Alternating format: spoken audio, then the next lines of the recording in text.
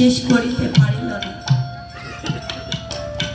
আর সেখানে কি করলেন, রাধা কৃষ্ণ কেটে দিয়ে কৃষ্ণ রাধা লিখে দিলেন।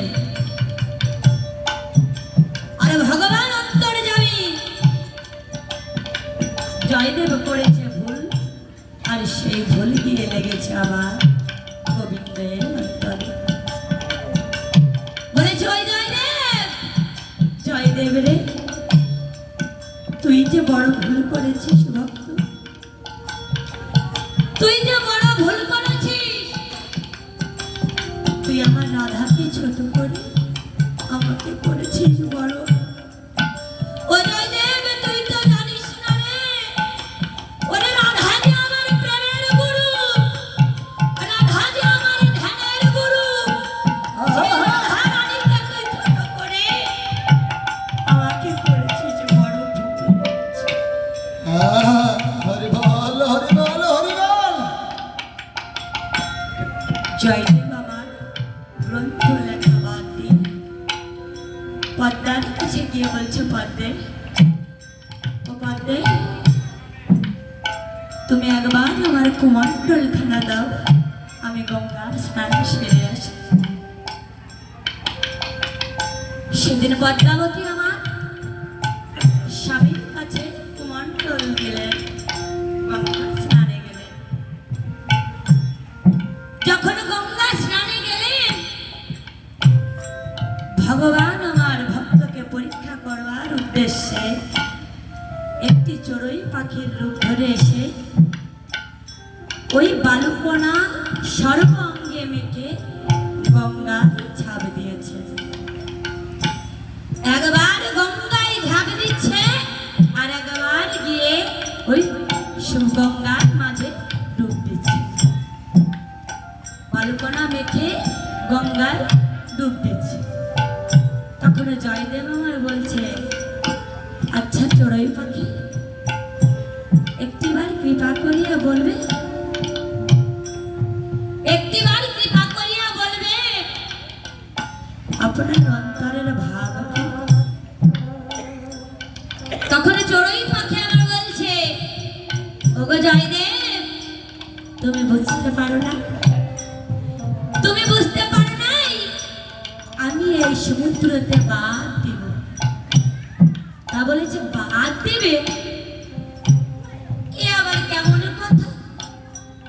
জয়দেব আমার অট্ট হাসিতে হেসে বলছে, সামান্য চড়ুই পাখি হয়ে তুমি সাগরে বাদ দিবে?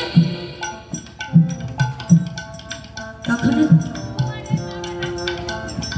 চড়ুই পাখি আমার বলছে, জয়দেব, তুমি হাসছো আমার কথা শুনে, তুমি আমার কথা শুনে হাসছো।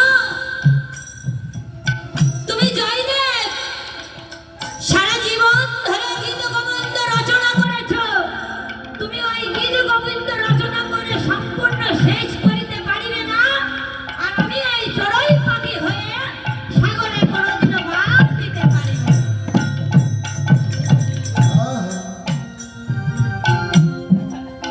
এই বলে চড়ুই পাখি আমার অন্তরে ধ্যান হয়ে উড়ে গেলেন। আর ওই গঙ্গার তীরে জয়দেব আমার অচৈতন্য হয়ে পড়ে রইল। বিনাবস্ত্র পরিধান করি, কুমণ্ডল হস্ত করি, জয়দেবের বেশে ধারণ করি, আজ পদ্মের গৃহে চলেছে। পদ্মের গৃহে যেয়ে বলছে,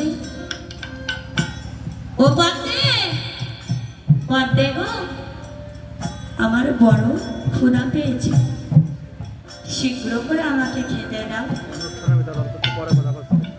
আজ হয়তো পদ্মাবতী বলছে, প্রভু, ও প্রভু, আজ তোমার কি হয়েছে? তা বলছে, কেন? তুমি তো কোনোদিনও গোবিন্দ সেবা না দিয়ে কোনোদিনও আমার কাছে খেতে চাওনি, তবে আজ কেন খেতে চেয়েছো? ভগবান আমার মৃদু হাসি দিয়ে বলছে, তাই তো, আমি আজ ভক্তের হাতে ধরা পড়ে গেছি।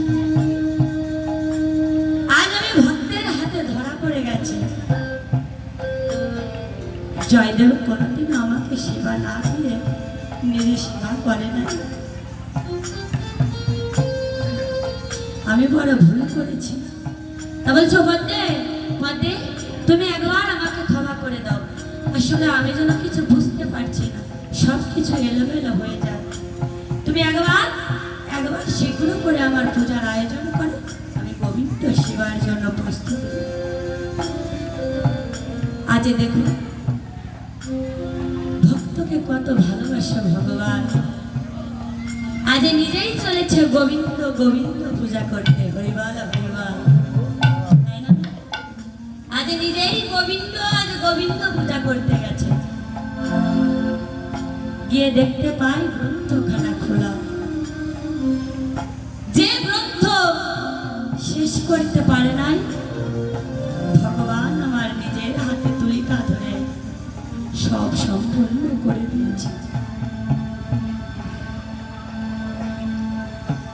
আর সম্পূর্ণ করে দিয়ে আবার ভগবান কন্যাকে বলছে পথে, এইবার আমার সেবা দাও। তা বলেছে প্রভু, একটিবার তুমি আসন গ্রহণ করো, আমি তোমার সেবা দেব।